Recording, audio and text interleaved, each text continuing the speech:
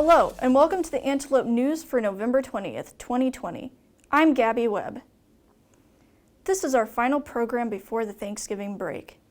Following the holiday, most UNK classes will be going online for the final 3 weeks of this semester. Whether a class is meeting online or in person is a decision made by individual faculty members. This is an effort to reduce the spread of COVID-19 at a time when cases are rising statewide.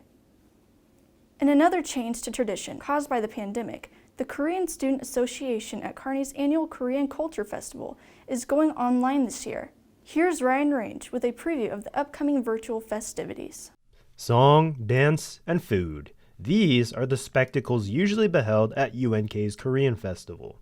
This year, however, the celebration is all virtual.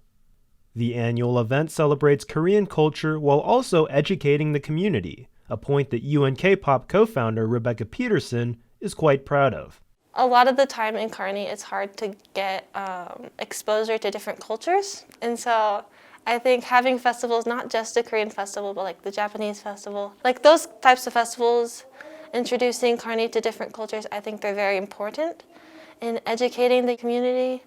Past events have started with a meal of traditional Korean cuisine and showcased dance, music, and martial arts performances. With the event being pre-recorded and online, these segments will look a little different. Peterson, who organizes and coordinates the dance routines, said that preparing for this year's event posed unique challenges, but was ultimately well worth it.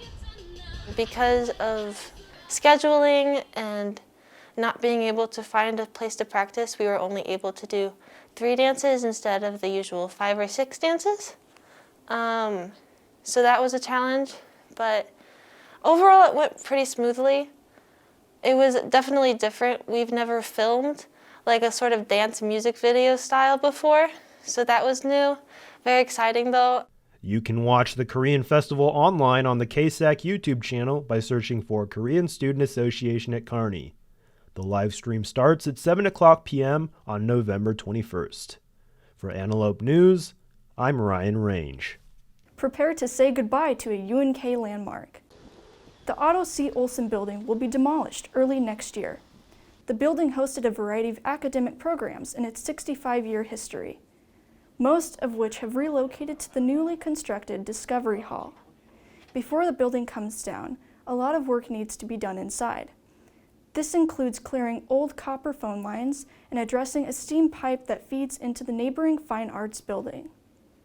According to UNK Facilities, an exact date for demolition has not yet been set, but it could happen as early as February. There are no announced plans for what, if anything, will go in the building's place. Last week, students flocked to receive free t-shirts at a table set up in the Nebraska Student Union. UNK faculty were excited to unveil and promote UNK's new Experiential Learning program.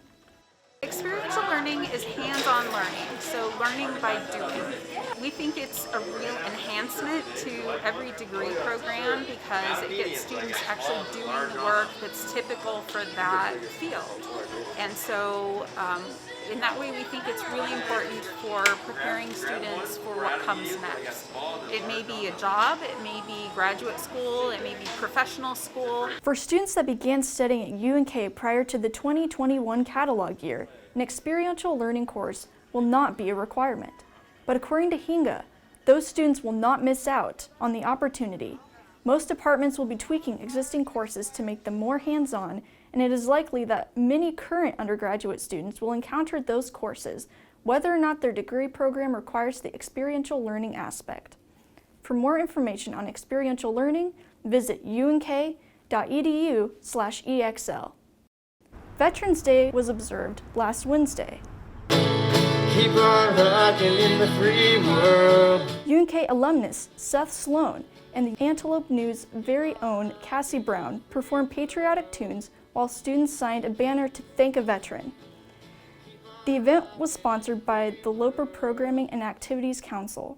Just a way to give back to the community. They do a lot for us, so it's really nice to show how we appreciate them. We're not just sticking to our campus, but we're hanging things around the community, and we're not just staying in our zone. You know, we're going out and we're recognizing our veterans, and we're not just doing it here. UNK Student Veterans Organization honored veterans in a different way.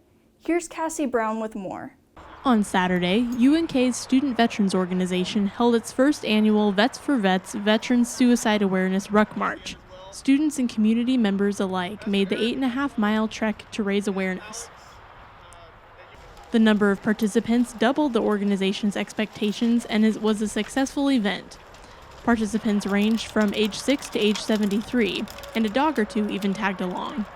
In addition to the length of the march, participants were also encouraged to carry a backpack or ruck filled with 22 pounds or items in remembrance of the estimated 22 veteran lives that are lost daily to suicide in the United States.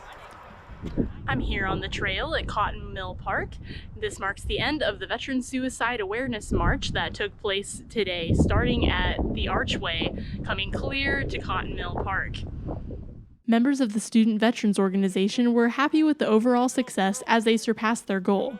We also did a challenge for us individuals, myself and Josh and Lance and another individual. We gave a challenge out to people. If we got $250 a donation, we would wear short silkies, and it came through, so we had to come through with our part. So it was a really good turnout. We didn't quite expect so much to come through it, but there was a lot of support in it. Proceeds went to UNK's Student Veterans Organization and to the Combat Veterans Motorcycle Association. For the Antelope News, I'm Cassie Brown. Thanks, Cassie.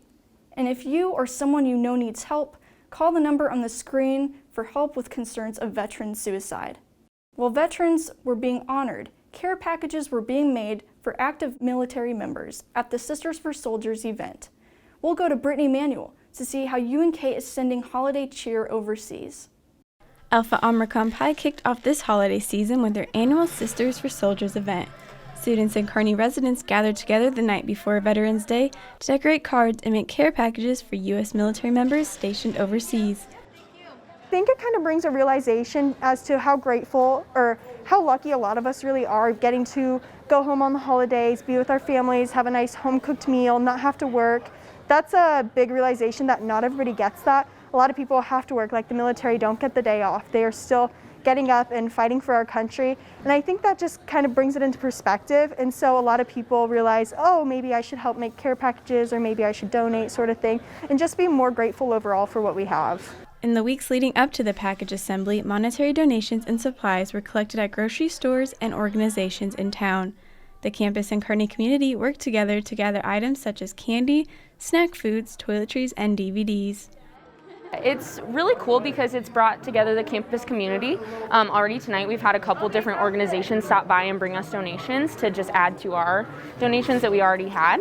It really gets the community involved as well. Our goal this year is 450 packages, so we can't do it all on our own, so it is really helpful to have people from campus come out.